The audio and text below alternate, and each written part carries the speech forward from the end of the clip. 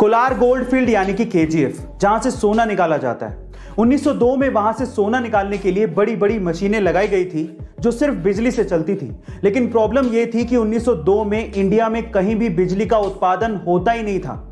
तब पहली बार इंडिया में हाइड्रो पावर प्लांट लगाया गया था जिसका नाम था कावेरी इलेक्ट्रिक पावर प्लांट। यह बात इसलिए भी बड़ी थी कि तब 1902 में सिर्फ जापान के टोक्यो में ही बिजली पैदा हुआ करती थी।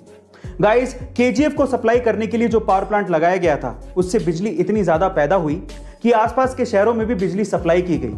तब बेंगलोर इंडिया का पहला ऐसा सिटी बना जहां पर बिजली पहुंची थी। गाइस, आपको ये इंफॉर्मेशन क्या पहले से पता थी? हाल ही में यूट्यूब के शॉर्ट्स प्लेटफॉर्म पे दुनिया के सबसे फेमस के-पॉप बैंड बीटीएस ने भी अपना शॉर्ट्स रिलीज किया और देखते ही देखते वो वायरल हो गया।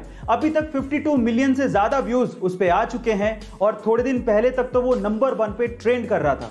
वैसे तो पूरी दुनिया के साथ साथ इंडिया में भी करोड़ों लोग के-पॉप के इस बैंड के दीवाने हैं, पर सवाल यह है कि बीटीएस का आखिर मतलब क्या है। चलिए मैं आपको बताता हूं। एक्चुअली बीटीएस 7 कोरियन लड़कों का एक के-पॉप बैंड है और जिसकी फुल फॉर्म काफी ज्यादा इंटरेस्टिंग और मोटिवेटिंग है।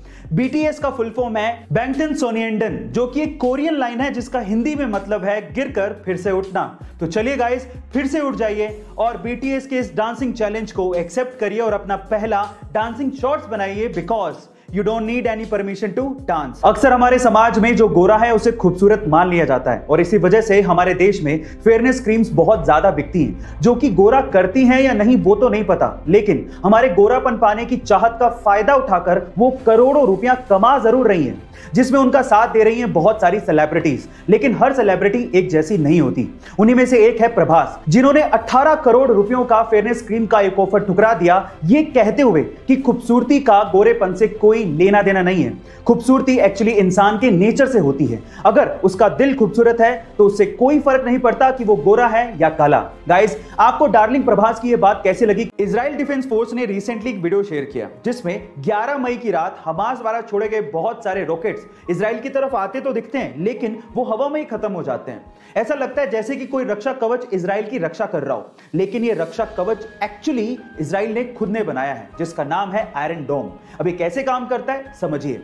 जैसे ही कोई रॉकेट इजराइल की टेरिटरी में आता है, इसकी भनक डोम के रडार को लग जाती है और डोम का रडार इसकी पोजीशन और इसकी टेरिटरी की इंफॉर्मेशन कंट्रोल सेंटर को देता है। अब अगर कंट्रोल सेंटर को लगता है कि दुश्मन का रॉकेट कहीं किसी रिहायशी इलाके या फिर किसी इंपॉर्टेंट बिल्डिंग पे गिरने वाला है, तो वो तुरंत एक कमांड रॉकेट लॉन्चर को पास करता है और रॉकेट लॉन्चर का रॉकेट तुरंत दुश्मन के रॉकेट को हवा में ही नेस्तो नाबूद कर देता है। गाइस, ये आयरन डोम की टेक्नोलॉजी आपको कैसी लगी चैट सेक्शन में जरूर लिखिएगा। भाई, जितनी तेजी से हम लोग आंख भी नहीं झपका सकते उससे भी तेज एक बार एमएस धोनी ने ऑस्ट्रेलिया के खिलाफ मिशेल मार्श को स्टंप आउट कर दिया था। एमएस धोनी ने मात्र 0.09 सेकंड, ओह माय गॉड, आप सही सुन रहे हैं, 0.09 सेकंड में मिशेल मार्श की स्टंप उड़ा दी थी और ये आज तक का वर्ल्ड रिकॉर्ड है।